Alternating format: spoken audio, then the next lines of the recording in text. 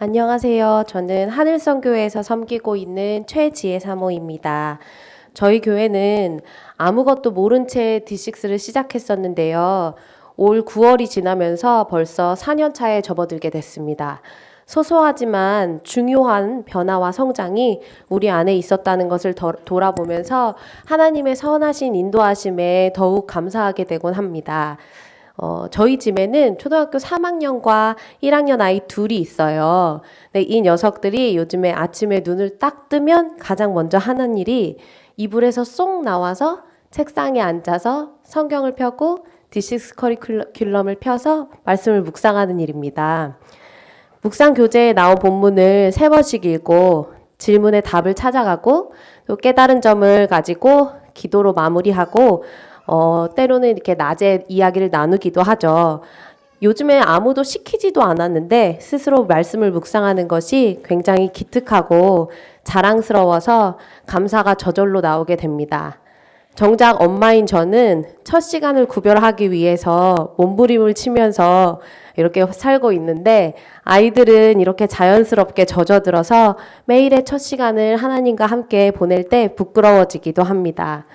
말씀을 깊이 묵상하다 보니 아이들이 또 찬양의 가사를 흘려듣지 않고 말씀과 연결짓기도 하더라고요. 어제는 이제 초등학교 1학년인 둘째 아이가 제가 나의 슬픔을 이라는 찬양을 함께 들었거든요. 근데 그 가사 중에 상처뿐인 내 영혼 위로해 주셨네. 고통 중에 있을 때 주님 평안 주셨네. 라는 가사가 있어요. 근데 그걸 듣더니 그래서 거지 나사로와 부자 이야기에서 나사로가 평안하고 기쁜 거구나 이렇게 얘기를 하는 거예요. 그러면서 하나님이 함께 하시면 고통 중에 있어도 평안하고 기쁜 거라고 이 가사는 그 내용이야 라고 저한테 설명을 해주더라고요. 어린 아이들에게서 부모인 제가 더 배우고 도전받게 되는 거, 그래서 함께 자라가려고 노력하는 것이 D6가 가져오는 축복이라고 생각합니다. 그리고 저는 또 D6를 하면서 우리 교회 안에 스승이 세워지는 것을 보게 됩니다. 교사가 아무리 기능적으로 탁월하고 하다고 해도 먼저 깨달아서 살아내지를 못하면 그것은 거짓입니다. D6는 부모와 교사와 그리고 형님들이 먼저 깨닫도록 그리고 살아내도록 준비를 시킵니다. 초등학생 아이들의 교사용 교재를 읽는데도 말씀을 아주 정확한 언어로 풀어놓은 D6 교재를 보면 마치 주석을 읽는 것처럼 제가 먼저 은혜를 받겠고 배우게 되기도 합니다. 말씀을 아주 깊게 가까이에서 만납니다. 새가족 교육을 따로 하지 않아도 교사의 역량이 뛰어나지 않아도 그래도 괜찮습니다. 깨닫고 배우고 성장하니까요. 부모님, 선생님들이 먼저 마음에 말씀을 새기니까 언어가 달라지고 선택이 달라집니다. 그리고 아이들은 그것을 보며 따라갑니다. 그래서 우리 선생님들은 D6는 살아내게 하는 능력이 있다, 힘이 있다라고 말합니다. 이렇게 살아내는 동안에 우리는 수많은 유혹과 문제에 부딪힙니다. 죄가 가져온 여러 가지 혼란과 이 시대에 우리가 현실로 겪는 고통스럽고 어려운 문제들을 성경적으로 어떻게 해석할 건지, 어떤 과정으로 이겨낼 것인지를 배워야 합니다. 학교에서 아이들이 배우는 진화론, 이제 미디어뿐만이 아니라 교과서에서까지 만나게 되는 동성애 코드, 그리고 현실에서 겪는 낙심과 우울증과 같은 어려운 상황을 대면하는 우리들에게 D6는 성경적인 답변을 가르쳐 줍니다. 제가 평생 동안 모태신앙으로 살면서도 정리하지 못했던 내용을 부모도 아이도 함께 배워가게 됩니다. 지난주 같은 경우는 저는 D6 커리큘럼에서 깨진 관계를 어떻게 이해하고 다뤄야 하는지를 배웠습니다. 그러면서 용서 이야기가 나왔는데요. 그리스도인이니까 용서해야 한다라고 하지만 참지 못할 때도 있고 참기 싫을 때도 있잖아요. 그런데 D6 커리큘럼에서 바로 이전 달에 묵상했던 주제가 바로 죄의 치료법이었습니다. 하나님과의 깨어진 관계가 어떻게 회복됐는지를 한 달 내내 묵상했습니다. 예수님의 사랑이 깨어진 관계를 회복시키시기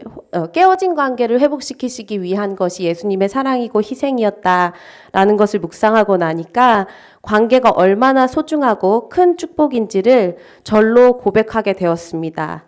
그러니까 깨어진 관계가 고통이라는 것에 동의하게 되고 기꺼이 용서를 선택하게 됩니다. 게다가 일주일 동안 매일매일 묵상하는 가정 묵상 교재에는 용서하지 못하는 태도가 후손에게까지 흘러가지 않도록, 그리고 세상에 나가서 형제를 헐뜯지 않도록 말씀이 가르쳐주는 묵상의 내용들이 계속 이어지다 보니까 불필요한 생각으로부터 마음과 생각을 지킬 수 있도록 한 주간 동안 말씀으로 저를 에워싸게 되었습니다. 이렇게 D6 커리큘럼은 자발적인 기쁨으로 말씀에 순종해서 살아내게 되는 근육을 훈련시킵니다. 얼마 전에 한 선생님이 저더러 사모님 D6 하던 아이들이랑 새로 온 친구들이 차이가 많이 나요. 이렇게 얘기를 하더라고요. 이 친구들은 이미 다른 교회 안에서 가정예배도 드리고 훈련을 했던 아이들이었는데 이유가 뭐냐라고 물어봤더니 D6 커리큘럼은 개념을 성경적 가치관으로 가르친다고 얘기하는 거예요.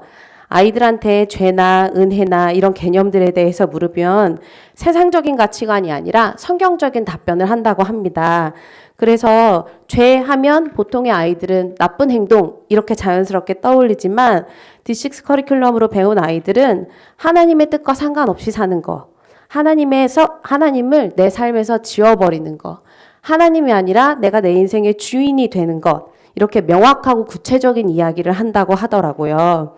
예배에 대해서, 사랑에 대해서, 은혜에 대해서, 세상에서 나타나는 모든 현상과 개념들에 대해서 하나님의 관점으로, 말씀으로 볼 수 있게 하는 지혜가 D6 커리큘럼을 통해서 우리 아이들에게 생겨났습니다. 그런데 사실 D6를 하면서 생기는 변화의 가장 큰 기쁨은요, 내가 변하고 우리 가정이 변하고 옆에 있는 사람과 가정이 함께 변하는 것을 같이 보는 것이 가장 기쁜 일인 것 같습니다. 사람은 스스로를 변화시킬 수가 없는데 하나님이 나를 변화시키시고 우리 가족을 변화시키시고 우리 옆 사람과 우리 교회 전체를 변화시키시는 것들을 보니까, 우리 선생님들을 성장하게 하시는 것들을 보니까 하나님이 우리 교회와 D6 공동체를 만지고 자라게 하시는구나라는 생각이 듭니다. 그래서 우리 오늘 여기 모인 모든 분들이 주님 다시 오실 때까지 함께 지어져가는 D6 공동체가 되기를 소망합니다. 감사합니다.